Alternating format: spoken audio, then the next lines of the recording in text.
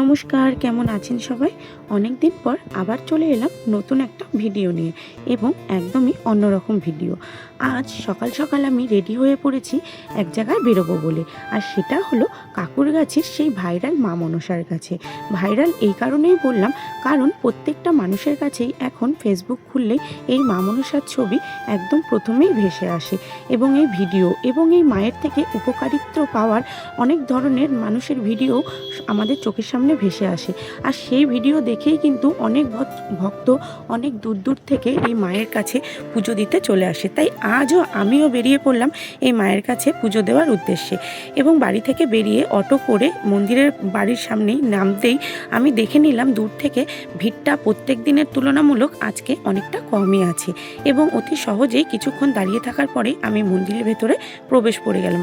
এবং তারপরেও আমি বেশ অনেকক্ষণই লাইনে দাঁড়িয়েছিলাম, প্রায় 1 থেকে 1.5 ঘন্টার মতন, কারণ মন্দিরে ঢোকার পরেও অনেকটা কিন্তু লাইন দিয়ে তারপরে মায়ের কাছে পৌঁছানো যায়।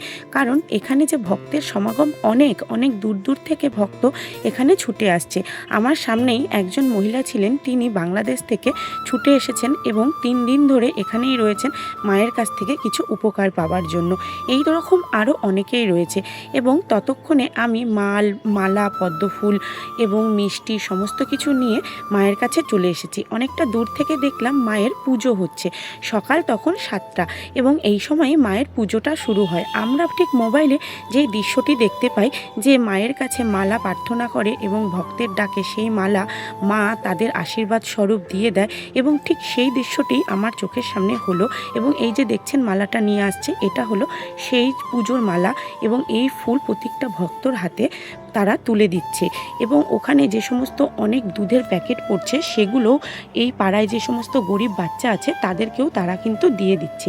এটা দেখে কিন্তু ভীষণই ভালো লাগলো এবং অনেকটাই ভক্ত সেখানে, যার কারণে এখানে মোবাইলে কিন্তু ভিডিও করতে দিচ্ছিল না। তবুও আমি একটু একটু করে ভিডিও ক্লিপ নিচ্ছিলাম এবং মায়ের মুখটা আপনাদের দেখানোর চেষ্টা করছিলাম। জানি না কতটুকু কি নিতে পেরেছি। এবং পুজো দিয়ে অবশেষে আমি বেরিয়ে পড়লাম। বেরিয়ে হাঁটতে হাঁটতে এগিয়ে আসছি এবং ততক্ষণে দেখলাম যে লাইনটা অর্ধেকটা ছিল, তারপরে সেই লাইনটাও নেই। কারণ ভিড় কম হওয়ার একটাই কারণ, সেদিন ছিল ভোটের রেজাল্টের পরের দিন, যার কারণে রাস্তাঘাট একদমই ফাঁকা ছিল। এবং সকালবেলা যেহেতু না খেয়ে ভোর ভোর বেরিয়েছি, তাই জন্য একটু চা আর কচুরি বসে খেয়ে নিলাম। এটা কিন্তু আমি শ্যামবাজারের মুখে খাচ্ছিলাম। ওখানে গেলে কিন্তু এই কচুরির দোকানটায় আমি প্রায় সময়ই কচুরি খেয়ে থাকি এবং কচুরি খেয়ে কিছুটা ছেলে আর ঘরের জন্য নিয়ে নিলাম, কারণ ঘরে আসলে ওরাও বলবে খিদে পেয়েছে, যার কারণে একটুখানি কচুরি তাদের জন্য নিয়ে অটো করে কথা বলতে বলতে চলে এলাম। সেখানে গিয়ে কিন্তু আমার মনটা অনেকটাই খুশি হয়ে গেছিলো এবং অনেকটাই আমি আনন্দিত ছিলাম। মায়ের কাছে পুজো দিয়ে এটাই কামনা করি আমি, সকলের মনের ইচ্ছা যেন মা পূরণ করে এবং সবাইকে যেন তার মনের মতন ডাকে সাড়াও দেয়।